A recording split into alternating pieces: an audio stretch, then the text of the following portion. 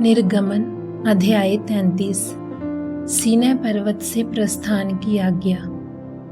फिर यहोवा ने मूसा से कहा, तू उन लोगों को जिन्हें मिस्र देश से छुड़ा लाया है संग लेकर उस देश को जा जिसके विषय में मैंने अब्राहम, इसहाक और याकूब से शपथ खाकर कहा था कि मैं उसे तुम्हारे वंश को दूंगा।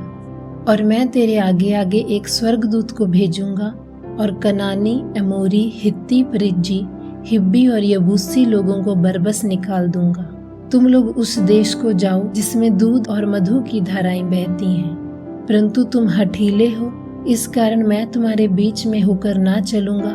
ऐसा ना हो कि मैं मार्ग में तुम्हारा अंत कर डालूं। ये बुरा समाचार सुनकर वे लोग विलाप करने लगे और कोई अपने गहने पहने हुए ना रहा, क्योंकि यहोवा ने मूसा से कह दिया था, इज़राइलियों को मेरा ये वचन सुना कि तुम लोग तो हठीले हो।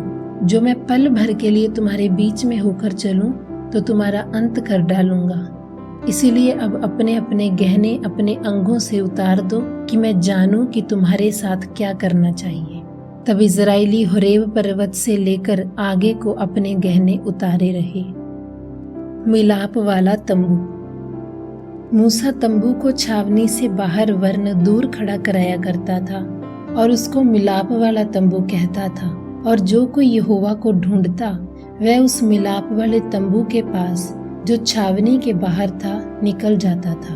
और जब जब मूसा तंबू के पास जाता तब तब सब लोग उठकर अपने अपने डेरे के द्वार पर खड़े हो जाते। और जब तक मूसा उस तंबू में प्रवेश ना करता था तब तक उसकी ओर ताकते रहते थे। और जब मूसा उस तंबू में प्रवेश करता था तब बादल का खंभा उतर के तंबू के द्वार पर ठहर जाता था और यहोवा मूसा से बातें करने लगता था।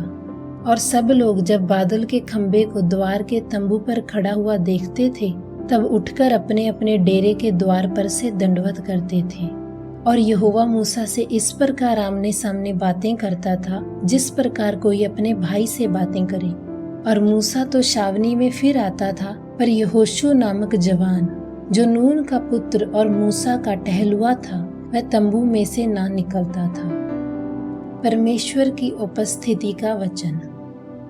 और मूसा ने यहोवा से कहा, सुन, तू मुझसे कहता है कि इन लोगों को ले चल, परंतु ये नहीं बताया कि तू मेरे संग किसको भेजेगा। तो भी तूने कहा है, तेरा नाम मेरे चित्त में बसा है और तुझ पर मेरे अनुग्रह की दृष्टि है। और अब यदि मुझ पर तेरे अनुग्रह की दृष्टि हो तो मुझे अपनी गति समझा दे, जिससे अब मैं तेरा ज्ञान पाऊं, तब तेरे अनुग्रह की दृष्टि मुझ पर बनी रहे। फिर इसकी भी शुद्धि कर कि ये जाति तेरी प्रजा है। और यहोवा ने कहा, मैं आप चलूंगा और तुझे विश्राम दूंगा। और उसने उससे कहा, यदि तू आप ना चले तो हमें यहाँ से आगे ना ले जा। ये कैसे जाना जाए कि तेरे अनुग्रह की दृष्टि मुझ पर और अपनी प्रजा पर है? क्या इसी से नहीं कि तू हमारे संग संग चले, जिससे मैं और तेरी प्रजा के लोग पृथ्वी भर के सब लोगों से अलग ठहरे। और यहोवा ने मूसा से कहा, मैं ये काम भी जिसकी चर्चा तूने की है करूँगा, क्योंकि मेरे अनुग्रह की दृष्टि तुझ पर है और तेरा नाम मेरे चित्त में बसा है। और मूसा ने कहा, मुझे अपना तेज दिखा दे।